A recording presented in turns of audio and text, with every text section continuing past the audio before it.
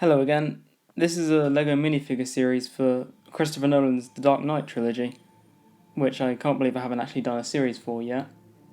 They're pretty good movies and I've seen all of them, so why not? Let's go. The first figure in the series is The Dark Knight Rises himself, Batman. I decided to make him completely different from the countless Batmen that have been in LEGO sets before, so I gave him a new mask piece similar to Captain America's one. I also gave him eyes on his face underneath, rather than the blank white that LEGO keeps using, to make it more accurate to this version of the character. He also comes with the accessory of a bat grappling hook. You can't have Batman without himself, Bruce Wayne.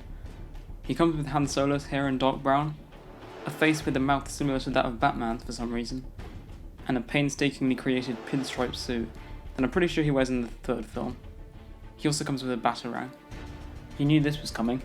It's the Joker, baby! Heath Ledger's Joker has appeared in a LEGO set before, as has he appeared in one of my custom series before, but never in the jacketless outfit from the interrogation scene. Ooh. Like my last version of him, he comes with Mad Eye Moody's hair in olive green, but he has more smeared and dishevelled makeup to match the scene. He has a pair of handcuffs to keep him from clapping menacingly.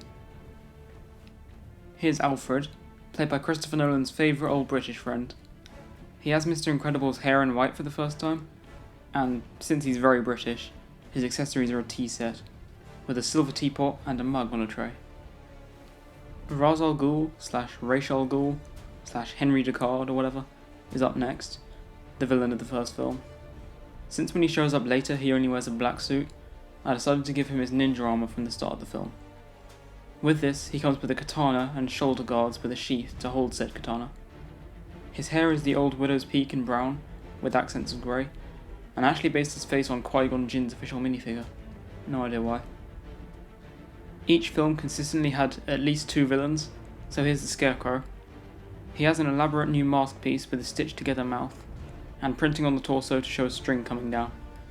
His accessory is the suitcase that he carries all his evil stuff in, and it was at this point I realised a lot of characters in the series would be wearing grey or black suits. Oh well. Oh, and there's an alternate hairpiece and facial expression for Jonathan Crane. Rachel Dawes is based on the Maggie Gyllenhaal version, and I debated whether to do her in a casual shirt and waistcoat, or the dress she wears to Bruce's party. I decided to do the latter to add a bit more variety and colour to the series. She has the bride's hair from Series 7, and her accessories are a generic wine glass and the letter she writes to Bruce on a 1x2 tile. One of the figures I was most excited to do, and that I'm most proud of, in the series is Harvey Dent, aka Two-Face. I gave him a new hairpiece, which works in a way that it splits in half, but is still able to slot on top of the head of the minifigure. I really like how the detail on the face and the torso looks, and he comes with a pistol and a scratched coin for him to flip. Moving on to the villains of the final film, we have Bane. Like Batman and Joker, this version of Bane has also appeared in an official LEGO set, but not in his iconic big brown jacket. For this, he comes with a neck attachment that I'm pretty sure first appeared with Kraven the Hunter. It doesn't look perfect from this angle, but I think it was the best option to give him some bulk. His accessory is the only thing I could find a picture of him holding, which is a poster of Harvey Dent. It's a bit random, and I don't even remember why he was holding it, but it does work in including pre-burned Harvey Dent in the series somewhere. Next is Catwoman, who, fun fact, is never actually called Catwoman in the film, but who cares, it's Catwoman. She has a new hairpiece, slightly based on Cheetah's hair from the Wonder Woman 1984 set, a utility belt in black, and a simple trans-red jewel that she probably stole. Talia al Ghul is probably the most boring figure in the series, but she comes with Genie Girl's hair in dark brown, a cloth skirt attachment, and the knife she stabs Batman with to reveal her being evil. It might have been a little mean of me to include Marion Cotillard's mole on her forehead, but I did that as well.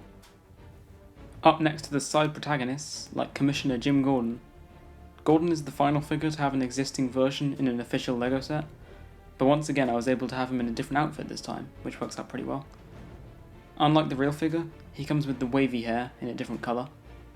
His accessories are a walkie-talkie, and the evidence bag of the Joker's card he gives to Batman at the end of the first film. That was an accessory idea I came up with pretty late in development, but I'm pretty pleased with it.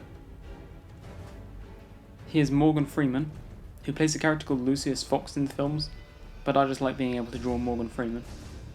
He has the short curly hair and light grey, Morgan Freeman's iconic freckles, and a pretty colourful shirt and bow tie to contrast with his boring suit. He comes with the blueprints for the tumbler that Mr. Reese gives him at one point, in exchange for a rocket ship. This is a bit of a weird inclusion. There are other villains that I could have included, like Falcone or Maroni, or any other mob guys that end in Oni, but I decided to throw in Decoy al Ghul from Batman Begins, played by Ken Watanabe. My reasoning is that he has a cool ninja outfit, and that's it. He has a detailed cloth hip attachment, and another katana, but this time dual coloured. I also wanted to include another variant of the Joker, and I almost did him in his nurse outfit, but I figured his face would be too similar to the Joker I already made for this series, and it would look a bit weird having them both in the group shot. Luckily there's a Joker variant where he's wearing a mask from the bank robbery opening scene of The Dark Knight. He has a light blue satchel, a regular gun, and a sack of money, even though it's not about the money, it's about sending a message. Finally, we have John Blake, or is it Robin John Blake? He has the basic comb of hair in black, and a police badge printed on a 1x1 tile, but the most interesting thing about the figure is the buildable bat signal that I had to include somewhere in the series. It's much smaller than other bat signals that have shown up in LEGO before, so it works as being an accessory in a minifigure series. And there we go. Here's my full Dark Knight Trilogy LEGO minifigure series. I'm pretty proud of how this series looks all together, with all the iconic characters and Decoy al Ghul.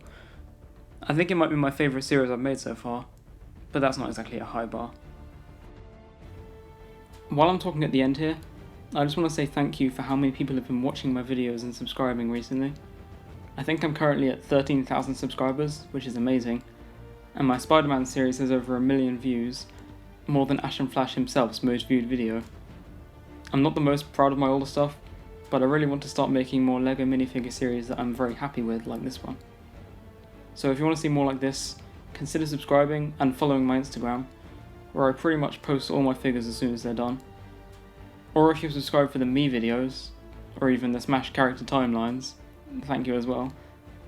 The problem with making 3 completely different kinds of videos is I have no idea which one people are actually subscribed for. But anyway, see you.